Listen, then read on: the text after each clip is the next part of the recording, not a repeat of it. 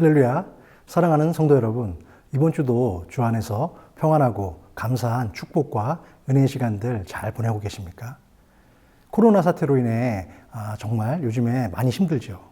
그래서 비대면 온라인 예배가 생각보다 길어지면서 요즘엔 많은 교회들과 성도들 간에 바람직한 예배의 기준과 형태에 대한 많은 생각과 고민들이 있는 것을 볼 수 있습니다. 그래서 대다수의 많은 교회들은 이미 온라인으로 전환해서 예배를 드리고 있고, 몇몇 교회들은 나름대로 철저한 방역에 힘쓰며 최대한 교회로 모여서 어떻게든 대면 예배를 고수하기 위한 노력을 다하고 있습니다.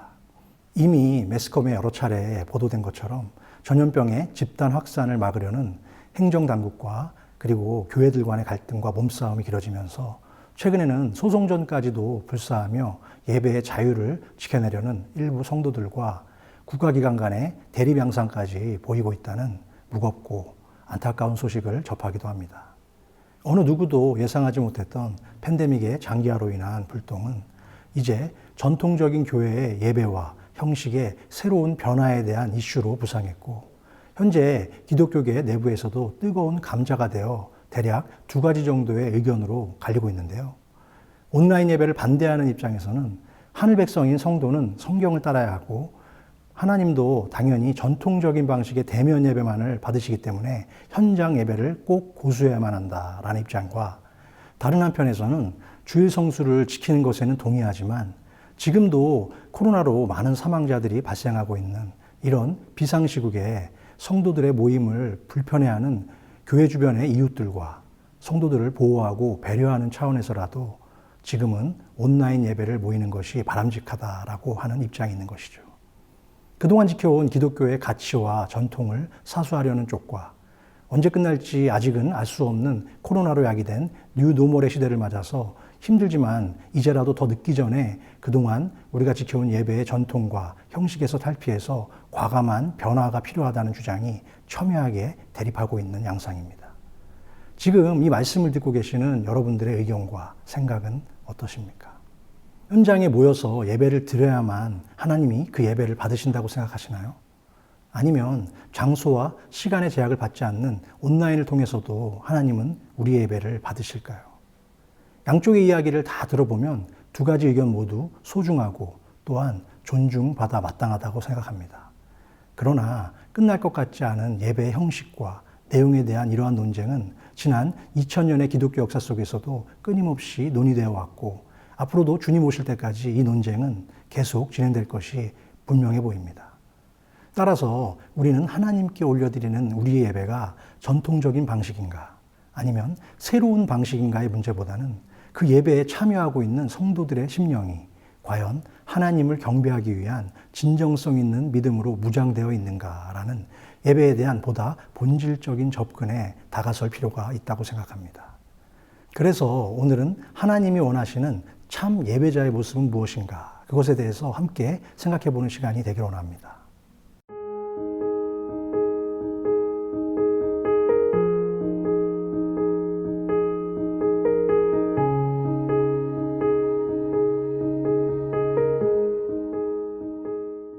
우선 오늘의 본문 말씀을 함께 읽겠습니다.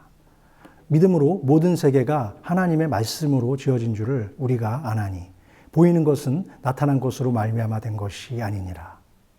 믿음으로 아벨은 가인보다 더 나은 제사를 하나님께 드림으로 의로운 자라 하시는 증거를 얻었으니 하나님이 그 예물에 대하여 증언하심이라. 그가 죽었으나 그 믿음으로써 지금도 말하느니라.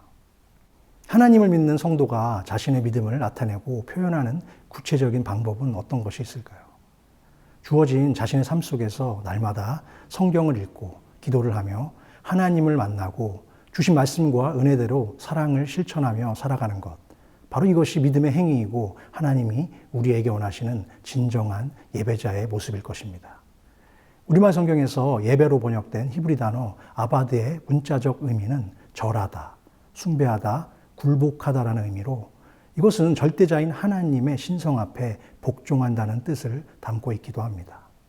따라서 예배를 드리는 예배자란 주기적으로 교회에 다니는 사람이 아니라 일주일 내내 하나님의 말씀과 뜻에 따르고 순종하는 사람을 의미한다고 볼 수 있죠. 모든 예배자는 바른 예배의 행위를 통해서 자신이 가진 믿음의 진리를 하나님 앞에 나타낼 수 있기 때문에 어쩌면 예배는 우리의 인생과 삶 자체라고 정의할 수도 있습니다. 우리를 지으시고 천지를 창조하신 하나님, 죄로 인해 죽을 수밖에 없었던 우리를 구원해 주신 창조주를 높이고 경배하며 감사와 기쁨으로 살아가는 모든 것, 내 삶의 전부가 바로 예배인 것이죠. 그러나 성경은 우리가 주님의 몸된 자로서 건강한 교회 공동체를 이루고 일정한 장소와 시간에 모여서 함께 올려드리는 정기적인 예배의 중요성에 대해서도 잘 가르쳐주고 있습니다. 교회의 예배와 일상의 예배에 대해서 독일의 철학자 칸트는 교회 예배가 없는 일상의 예배는 무의미하고 일상의 예배가 없는 교회의 예배는 공허함뿐이다 라는 말을 남기기도 했죠. 이처럼 예배의 형식에는 찬양과 기도, 말씀과 헌금 등의 가시적인 행위와 형식적인 요소도 물론 들어가고 필요하지만 이런 모든 행위와 형식에 앞서서 우리의 진실한 마음과 하나님에 대한 믿음과 사랑이 담겨져 있는 일상을 통한 삶의 예배에서도 환하게 그것이 드러나고 잘 나타나야 할 것입니다. 그래서 우리는 나는 예수를 믿는다라고 할 때 예수로 살아간다라는 고백이 동일한 언어로 쓰일 수도 있는 것이죠.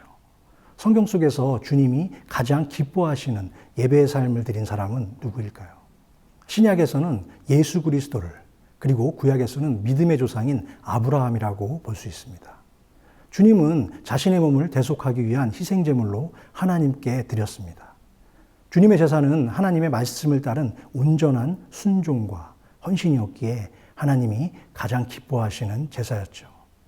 아브라함은 100세에 얻은 귀한 아들 이삭을 하나님께 제물로 바치는 가장 위대한 믿음의 제사를 드렸을 뿐만 아니라 하나님의 명령과 부르심에 즉각적으로 반응하며 순종의 제사를 드린 대표적인 구약의 인물 중에 한 사람입니다. 그만큼 예배는 우리 성도들에게 있어서 너무나 중요하고 하나님의 영광을 높여드린 동시에 우리가 살아갈 영적인 생명력을 공급받는 영혼의 소중한 안식처라고도 할 수 있습니다. 반면에 우리가 현재 드리고 있는 모든 예배의 자리와 그 전후의 삶을 한번 돌아보길 원합니다. 나는 과연 내 삶을 주님께 올려드리는 참 예배자로서 온전히 살아가고 있는가? 나의 삶 속에서 기도와 주님을 경배하고 찬양하는 진정한 사랑의 고백과 회개가 담겨져 있는가?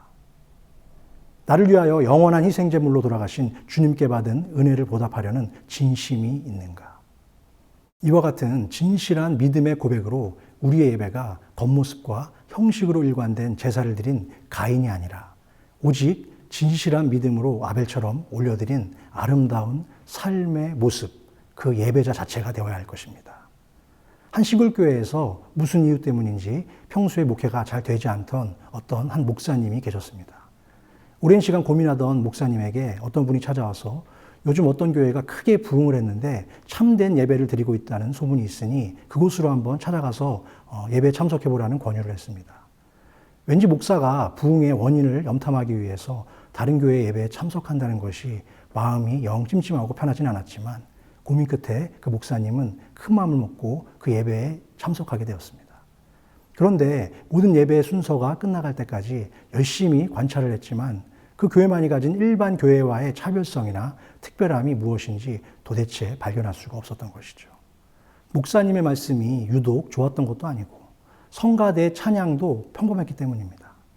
이상하게 여기던 목사님은 교회를 나가는 순간 그 이유를 바로 알 수 있었는데요. 교회에 나가는 현관문에 이런 현수막이 걸려 있었다고 합니다.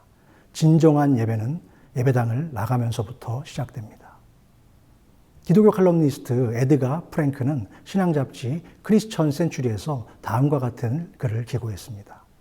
제가 아는 어떤 사람은 일하는 자신의 공장 작업대를 재단으로 생각했고 마트에서 캐셔로 일하는 어떤 사람은 자신이 날마다 서서 일하는 그 계산대를 예배의 처소로 여겼습니다. 어떤 사람은 이동하는 수단인 자동차 안에서, 어떤 주부는 자신이 매일 청소하는 자기 집의 거실과 주방을 통해서 하나님과 소통하고 만나며 삶의 예배를 드리고 있었답니다.